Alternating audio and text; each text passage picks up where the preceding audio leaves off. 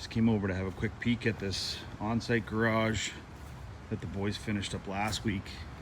You don't see a garage door in here because we don't hang those. We're waiting on somebody to come and finish that off, and we did. We were able to use a customer supplied door. So what you see here is an existing pad that was a really old garage that completely rotted out. And it sat here for quite some time.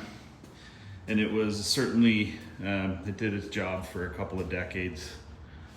But it started to mold out and it got wet. And it was unfortunately unusable. So they demolished that building and consulted with us to come and put up a new structure. So the goal here is really simple. It's just storage. There's no need to insulate this building. They're not going to finish the interior. This is just dry storage space. And this is a permitted structure. So at 20 by 20, we needed a permit to erect this. They were cool with the existing pad. So we put up this structure with 10-foot walls, 2x6s. And at 20 by 20, we were able to use trusses. One thing that's a little different here, and this is feedback from the city, they made us sheathe the roof. Not sure why. That's not necessary in most cases, but they made us do that here, so it costs a little bit more money. And we put OSB on the roof here, which is fine as a sheathing material. I would never use it as a siding. So house wrap around the whole thing, like you see 2x6s. The feedback also from the city involves some bracing on the walls, so that's why you see the X bracing on this side and some diagonal bracing here as long as on the back. Also not necessary, you know, the bureaucrats sometimes get involved here. This building would be plenty strong without that bracing on there. So sometimes we deal with these things, you know, they've got feedback, and if we want to get projects across the line, we need to follow that. Nice big headers over the windows, of course. These are North Stars, just like we put in our bunkies.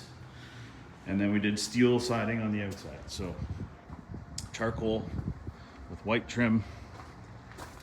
It's a great looking building. Did this in one day, by the way. From start to finish, it took the boys about 9 hours to get this completed. And right on time for the customer and right on budget. We did this for exactly what we told them we were gonna do it for. No overages, no time overages. The only thing that slowed us down a little bit was waiting on the demolition. So there you go. Here's a 12 by 20 garage.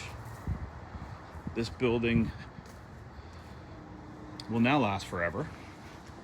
With steel cladding on it, it can't rot out.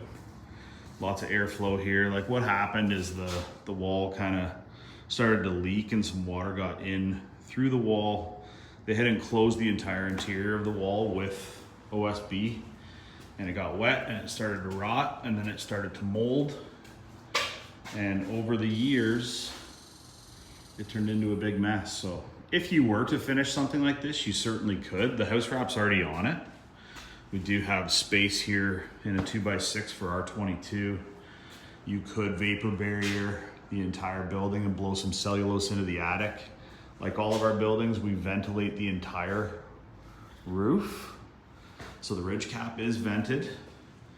And now here we are with the replacement building that these folks were super happy to see. So this is something that's possible provided you're within the sort of our radius for on-site builds. We do have logistical challenges because the guys don't drive, right? Our partners here at Highland Outbuildings are a group of Mennonite brothers who do all the construction, and we got to move them around. So this is in the city of Barrie. This is where the permit was gathered. That's totally doable. Our radius is 2 hours from the factory in Shelburne for on-site builds like this, and we can provide through another one of our partners within the Mennonite community fresh concrete base for you. So that's worth considering too. So if you need a garage built, this one's 20 by 20. We can build it as big as you want, provide some CAD drawings so that you can submit for a permit. The trussing, typically through a municipality permit, they're gonna require an engineer's stamp on the trussing, which is easy enough to get. And we could have a nice big storage building for you. In this case, in one day. Pretty cool, eh? Cheers.